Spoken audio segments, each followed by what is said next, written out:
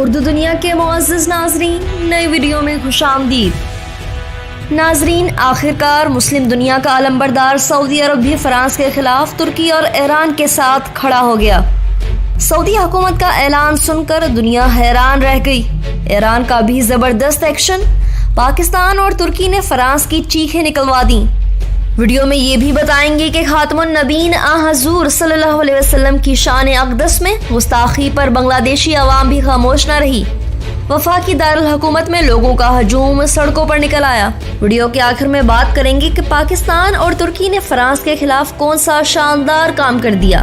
ناظرین، ویڈیو میں آگے بڑھنے سے پہلے اگر آپ نے ہمارے چینل اردو دنیا کو ابھی تک سبسکرائب نہیں کیا تو ابھی سبسکرائب کر لیں اور بیل آئیکن کو بھی کلک کریں اور ویڈیو کو واٹس ایپ اور فیس بک گروپس میں بھی شیئر کر دیں۔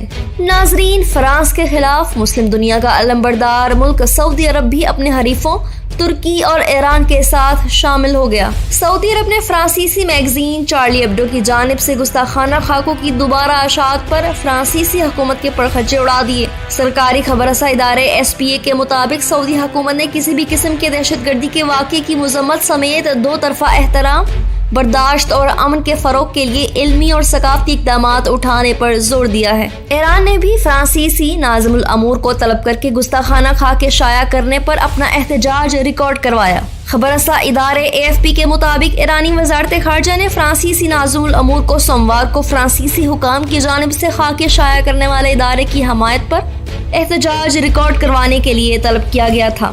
ایرانی وزارت خارجہ کے مطابق فرانسیسی حکام کا یہ طرز عمل ناقابل قبول ہے جو یورپ اور دنیا بھر میں موجود لاکھوں مسلمانوں کے احساسات کو مجروح کرتا ہے۔ ناظرین، سعودی عرب کے اس اقدام کو ایران اور ترکی کی حمایت کے طور پر دیکھا جا رہا ہے، کیونکہ یہ تو پوری دنیا جانتی ہے کہ سعودی عرب دنیا کا تیل برآمد کرنے والا سب سے بڑا ملک بھی ہے اور خلیج کے خطے کی سب سے بڑی سیاسی اور اقتصادی طاقت بھی۔ اس کے علاوہ دنیا بھر کے مسلمانوں کے لیے دو مقدس ترین مقامات بھی سعودی عرب ہی میں ہیں۔ اس پس منظر میں دنیا کے متعدد مسلم اکثریتی ممالک اور مغربی دنیا کی نظریں اس طرف لگی ہوئی تھی کہ یورپی یونین کے رکن ملک فرانس میں گستاخانہ خاکوں کی اشاعت اور پھر اسی تناظر میں فرانس اور ترکی کے مابین پیدا ہونے والے سیاسی تنازع کو سامنے رکھتے ہوئے ریاض حکومت کیا موقف اختیار کرتی ہے۔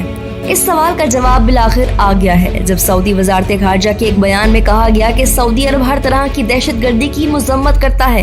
ناظرین، سعودی حکومت کی جانب سے اس بیان کو فرانس کے خلاف ترکی اور ایران کی حمایت کے طور پر دیکھا جا رہا ہے، جو کہ سفارتی لحاظ سے سعودی عرب کے حریفوں میں شامل ہیں۔ ناظرین، فرانس کے اس اسلام دشمن اقدام کے بعد بنگلہ دیش میں مسلمانوں کی بڑی تعداد سڑکوں پر نکل آئی۔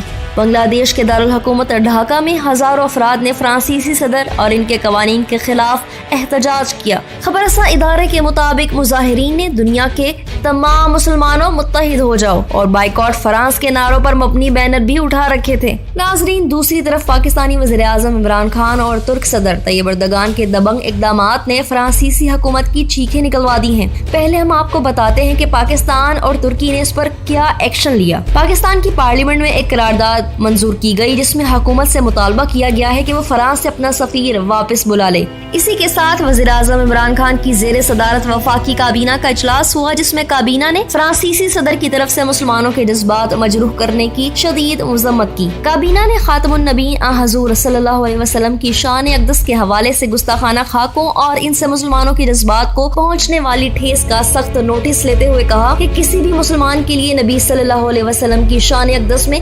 گستاخی ناقابل برداشت اور ناقابل قبول ہے۔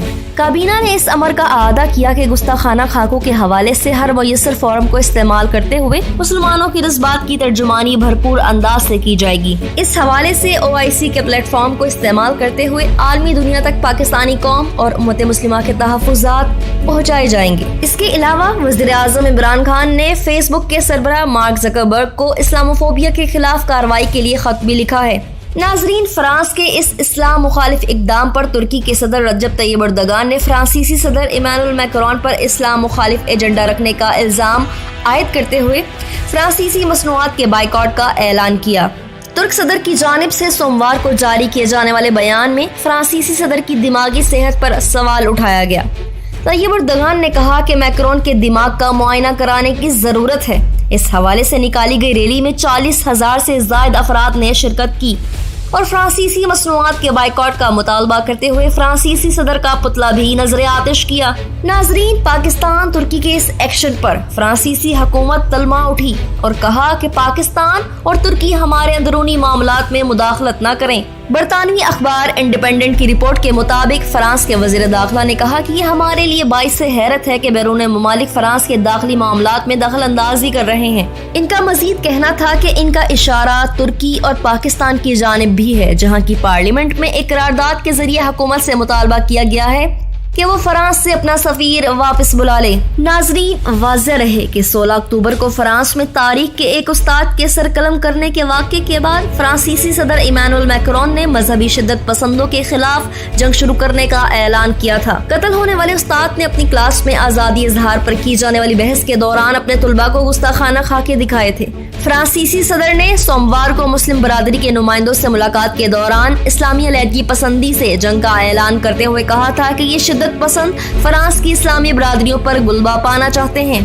نئے آنے والے ناظرین سے ایک بار پھر گزارش ہے، ہمارے چینل کو سبسکرائب کریں اور گھنٹی کے بٹن کو کلک ضرور کریں۔ ویڈیو پسند آنے پر فیس بک اور واٹس ایپ گروپس میں بھی شیئر کر دیں۔